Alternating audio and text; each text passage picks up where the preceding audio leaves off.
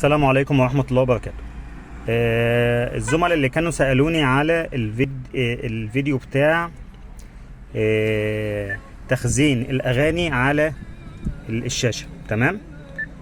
احنا هنا طبعا لما بنيجي بندوس على الأول، أنا بكون حاطط اليو اس بي زي ما حضراتكم شايفين هنا. اليو اس بي اللي هو اللي تحت ده، الوصلة البيضاء اللي فوق دي بتاعت الأندرويد أوتو، ده هنتكلم فيها لسه فيديوهات جاية إن شاء الله. بحط الفلاشة وبجيب على الميديا بتاعتي هنا. تمام. بدوس على الموسيقى، بتلاقي الاختيارات بتاعتي اللي موجوده هنا محلي يو اس بي 2، في يو اس بي 1 بتاع اللي هو الاندرويد اوتو، في البي تي اللي هو بتاع اللي انا موصل بلوتوث. تمام. الاغنيه دي اللي هي اللي شغاله دي حاليا، دي زي ما قلت لحضراتكم متخزنه على الشاشه. نخزنها ازاي؟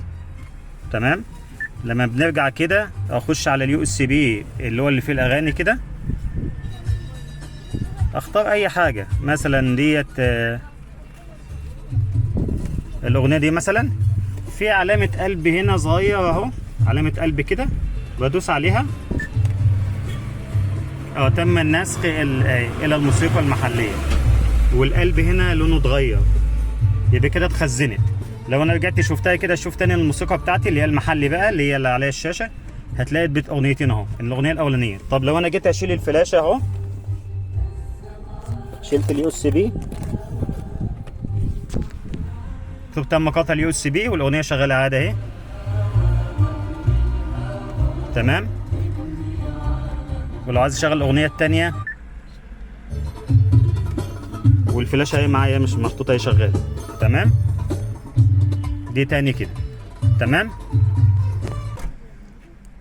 في معلومه اضافيه حبيت اقول للزملاء عليها، ان هي زي ما قلت لحضراتكم، لو انا دوست على هنا التخزين ده، هتلاقي اهو التخزين مساحه كليه 2 جيجا، وده المستخدم منها حوالي 1.96، يعني واحد مساحه صغيره المستهلكه يعني، والباقي المساحه فاضيه. دي مساحه الشاشه زي ما احنا اتكلمنا، اللي هي ايه، مساحه الشاشه 2 جيجا. وشكرا لحضراتكم.